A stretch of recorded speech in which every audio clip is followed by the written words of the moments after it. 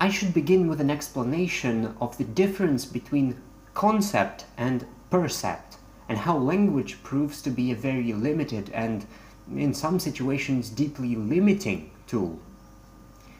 When you say to someone, "I have seen such a beautiful tree while walking home half an hour ago," you do not and cannot provide your listener with the actual tree, the one that you are so eager to talk about, and share the direct experience of seeing it. Instead, you conjure the concept of a tree by using the word tree, which is a linguistic representation of that concept, a semantic pointer, even a magical sigil of sorts, if you will. The word is then passed through the medium and environment of your choice or circumstance to the person you are in conversation with, and in their mind it is recognized for what it is and matched accordingly with a certain combination of personal experiences and memories taken from the experience bank, thus forming an individual rendering of a tree. It is neither the physical tree you saw nor the memory of it as it is stored in your brain.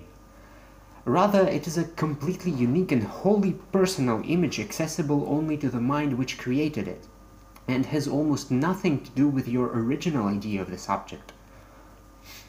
And this mechanism is fairly sufficient, if somewhat sadly inarticulate, in our daily lives, when applied to the matters of mundanity and routine. However, when one tries to express and share something as intricate and elusive as emotions, feelings, or altered states of consciousness, it seems to serve only as a road sign pointing in a general direction, and vaguely so. Keep this in mind during the next part, in which I will try to describe the LSD experience I had the privilege to have recently, and all its possible implications. I find it rather boring to describe the onset stage effects, so let's skip to the most fascinating part. When it grabbed hold of me entirely and fully, the most apparent thing was the metaphorical melting of the mind, and by that I mean an almost complete obliteration of the category of importance. There were no things or thoughts or feelings too small and minuscule to be considered. It was all grandeur and ultimate significance, but not at all in a negative sense. The usual plane of ever-branching dichotomy turned into a full-on fractal. Any point of it was as important and all-encompassing as any other picked at random. However, it would not at all seem to be chosen at random in that state of mind. As such, the category of aesthetics also vanished. Everything could become a subject of emotionally intellectual inquiry. Some of the visions, appearing at times by the dozen at a moment, would be considered outright disgusting in an ordinary waking existence. However, it did not matter here. They were a part of the experience, of reality. There was nothing repulsive about them in the slightest. I just wondered at their mere existence. The musical pieces, which in the unaltered state of mind would be considered of different genres or conveying different sets of aesthetics, now were on the same terms. They were just music. And not only did they become unified within the boundaries of sound and music, they were also made equal to everything else. It was all just a manifestation of the mind at large. The words that persisted in my mind and made themselves uttered again and again were self-actuating patterns. And that's what the world was, a continuum of self-actuating patterns of the greater reality. The seemingly intelligent apes sat agape, laughing stupidly, bewildered at their inability to understand and express what was happening to them. The ever more complex barrage of linguistical patterns created in the struggle to demystify the whole spectacle shuddered again and again in pixelated explosions against the great barrier of language, never able to make even a tiniest breach so as to at least scratch the surface of the psychedelic condition with the cold, pragmatic ways of ordinary logic. What was going on in conjunction with the base experience, and what I would like to explain more in depth, was a manifestation of a sort of glossolalic meta-image of my childhood. It was not the first time I have seen it. It first appeared to me during my second experience with cannabis.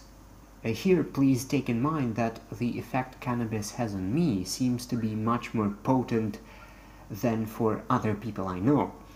Even the person who we shared all of our psychedelic experiences with is not taken by cannabis to places it delivers me to. So, during that one particular fateful cannabis trip, with the slow increase of the herb's effect, I was more and more drawn into a realm of this meta-image, a coagulation of seemingly all of my childhood memories became an irreplaceable center of my field of view, emanating from and at the same time being put as a foreground to bright field of radial light rays, white, green and red. These colors, especially red, are not used by me often, and this specific combination of colors is one of the least aesthetically pleasing to my eyes.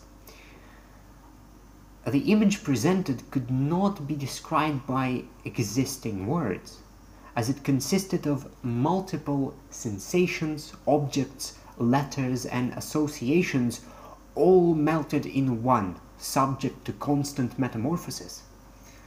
The moment I tried to vocalize what I saw, the wildest, silliest glossolalic pattern emanated, consisting of the letters of Russian alphabet and giving the most vigorous impression of childhood, which I could not explain and understand at that time.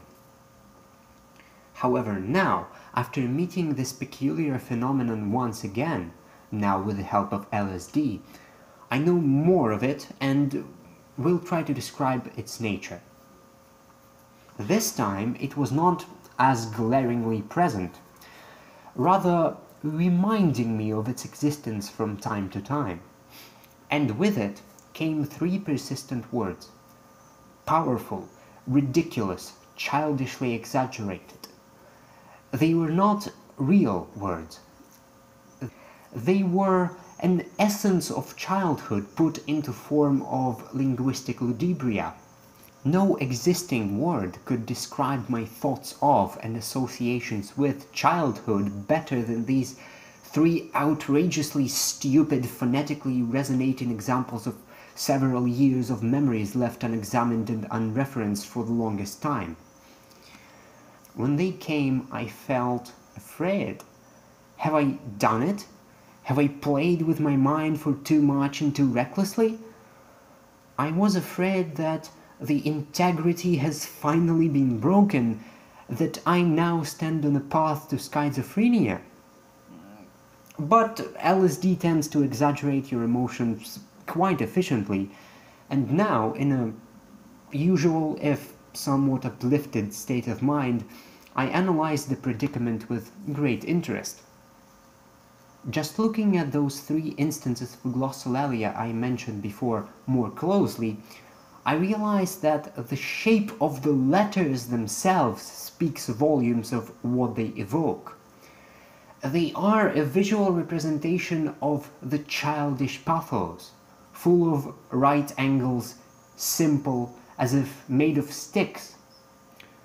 The sounds of Russian language are also highly abrasive, vibrant, sharp, primal. The highly modular nature makes this language a perfect construction toy for the young mind.